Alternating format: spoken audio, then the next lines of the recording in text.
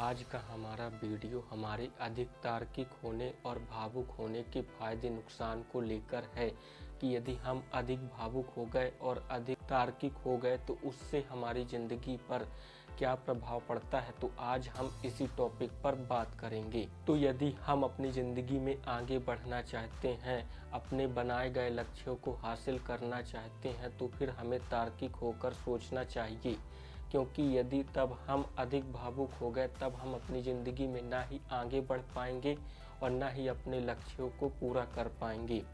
और दूसरी बात, ऐसे लोगों की कमी नहीं है जो हमारी भावनाओं का गलत फ़ायदा उठा सकते हैं। इसलिए एक कारण यह भी है कि हमें अधिक भावुक नहीं होना चाहिए। जब हम अपनी ज़िंदगी में आगे बढ़ना चाहते हों, हमें यह भी जांचना होता है कि क्या हम आगे बढ़ रहे हैं, क्या हम अपने लक्ष्यों के नज़दीक पहुंच रहे हैं। और यदि नहीं पहुंच रहे हैं तो फिर हमें नए नए प्रयोग करने पड़ते हैं, नए नए तरीकों को अपनाना पड़ता है। और ऐसा सिर्फ तभी हो सकता है जब हम अधिक तार्किक होकर सोचना शुरू कर दें। इसे एक उदाहरण से समझने की कोशिश करते हैं। जैसे कि कोई वैज्ञानिक, वो बेहद तार्किक होकर शोध करते हैं और वो तार्किक होकर शोध सिर्फ इसीलिए करते हैं ताकि वे अपने शोध में सफल हो जाएं, क्योंकि ज़रूरी नहीं कि एक प्रयास और दो प्रयास में ही वे सफल हो जाएं। इसलिए ऐसा कई बार होता है जब एक ही शोध को सफल बनाने के लिए उन्हें कई बार नए नए तरीकों पर काम करना पड़ता है, और वो ऐसा सिर्फ तभी कर पाते हैं जब वो अधिक तार्किक हो जाएं। तो अब तक हम समझ चुके हैं कि हमारा अधिक तार्किक होना हमारे लिए क्यों ज़रूरी है। लेकिन सिर्फ तार्किक होने मात्र से काम नहीं चलने वाला, यानी कि हमें भावनात्मक भी होना पड़ेगा, लेकिन सिर्फ वहीं तक जितना हमारे लिए ज़रूरी है।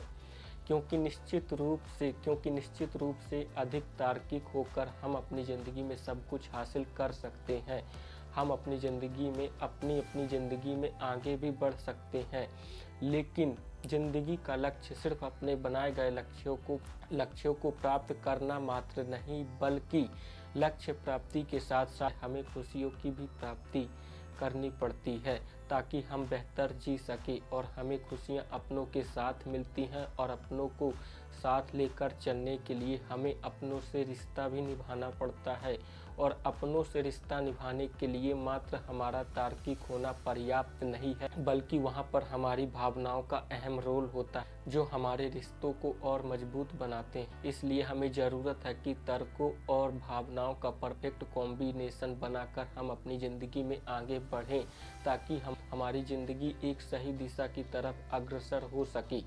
सीधा समझ कर चलते हैं कि हमें कम से कम 75% तार्किक और 25% भावनात्मक होना चाहिए, ताकि वो सब कुछ जो हम अपनी ज़िंदगी में हासिल करना चाहते हैं वो सब कुछ हासिल कर सके, और हासिल करने के साथ साथ उसे अपनों के साथ बांट भी सकें। क्योंकि ले देकर हम जो भी कर रहे होते हैं, अंत में हमें सिर्फ खुशियाँ ही चाहिए, और वो खुशी हमें अपनों के साथ मिलेगी। इसलिए वहाँ पर हमारी भावनाएं अपना काम कर जाएंगी, और फिर उन्हीं खुशियों को बरकरार रखने के लिए हमें ज़िंदगी में आगे भी बढ़ते रहना होगा। वहाँ पर हमारा तार्किक होना काम आ जाएगा।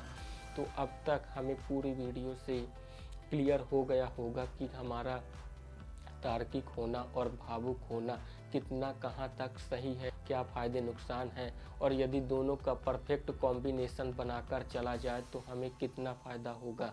जय हिंद, धन्यवाद।